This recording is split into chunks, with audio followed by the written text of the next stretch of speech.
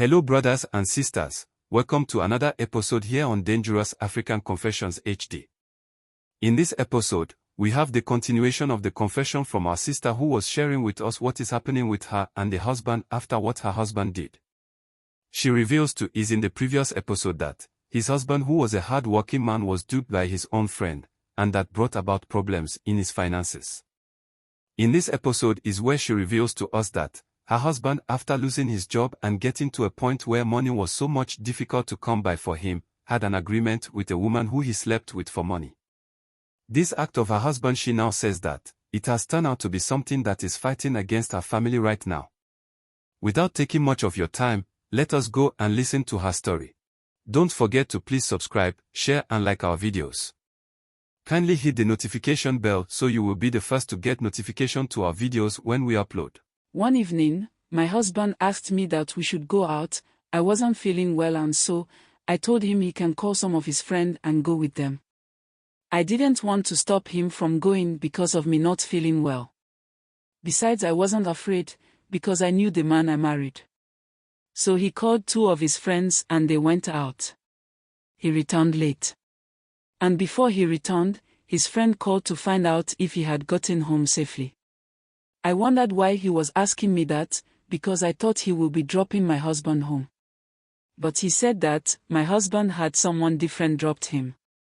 So, he went home straight from there. That is why he was checking to see if he has come home. Just as he ended the call, my husband got in. I didn't ask him anything. When after he washed himself, he told me that he met some lady he used to know back in the days, who offered to drop him off home. This lady that my husband met brought about the changes that happened and the problems I am facing in my marriage now. What happened was that after that night that the lady dropped my husband home, they started talking on phone and staying on the phone for so long a time that I started not liking it. Anytime I will raise my dislikes about the way he talks to the lady and how it seems that he is giving the lady so much attention, he tells me it is nothing for me to worry. Because there is nothing that he is hiding from me. Other than that, he wouldn't have been talking to her whilst I was present. He made me feel like I was just having unnecessarily upset about the whole situation. So, I did put it behind me and life was going on. He was still going to teach in his friend's school. This thing started when his friend will call and ask about him. This is someone who, when he is not at home, he is with this same friend who will be calling to find out about him. Could it have been that my husband has started hiding things from me now? I started asking myself so many questions. One day, I sat him down and talked to him to be very much honest with me with regards to the changes. He told me that there was nothing much to worry about. Just that the lady wants to push him into some business which he feels from the way the lady is talking will help him get back on his feet. He said he didn't tell me anything because he wanted to see how far it will go before he brings it up. But not to think that he was doing something bad behind my back. Again, I believed everything he told me because he hasn't done anything really bad for me not to trust the things he is telling me. Unknown to my husband, the lady had a different mindset all this while she was getting close to him. The whole thing started when she proposed to my husband that she will give him enough money to start whatever business he wants to, if only he will sleep with her even if it's just once. I got to know about all this when after my son was under attack by the evil spirit that the lady used to make her money. That was when my husband told me the truth about his encounter with the lady. He told me that he one day went to lunch with the lady and she made him a very juicy proposal to help him back on his feet. He said that, after that proposal was made, he wanted to tell me about it but couldn't. Because obviously he knew the outcome if he had told me. Neither was he also happy about it. But what came to his mind is that, what you don't know will not kill you. And so, if he was going to sleep with her just once, then he would do it and make it look like the lady had given the money to him as a loan. So, I was there when he came to me one day and told me that the lady had agreed to help him with some loan after he told her about what happened to him. I was very happy about the news. Unknowingly, he was sleeping with her in return for that money that was given to him. He said that after the second time he slept with the lady, he never saw the lady again. He said when he went to where the lady took him to and showed to him as her place, he went there only for them to tell him that the lady had actually packed her things and moved out. Because she rented the place for just a month. And that place does not belong to her like she told my husband. He didn't think much about it even though sometimes he thought about it. It wasn't until my son started feeling some way that he hasn't felt before. He will be there and will be shouting like someone was there in the house asking him to come along with whatever that he was seeing. At first, we thought something bad was happening to him mentally.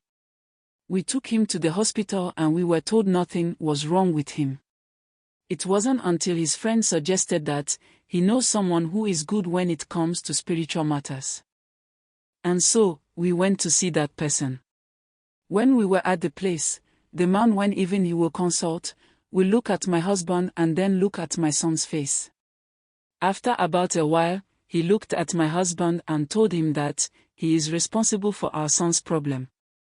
And if something is not done quickly, we might lose him. He told my husband that he sees a woman and he described the woman to my husband. My husband responded that he knows the person but for some time now, he can't seem to find her anywhere. That was when the man dropped the bomb on us. He said that the lady wanted to use my husband for rituals, and because my husband's spirit is really strong, she couldn't, and as a result of that, she has transferred the ritual to his offspring. And that happens to be my son.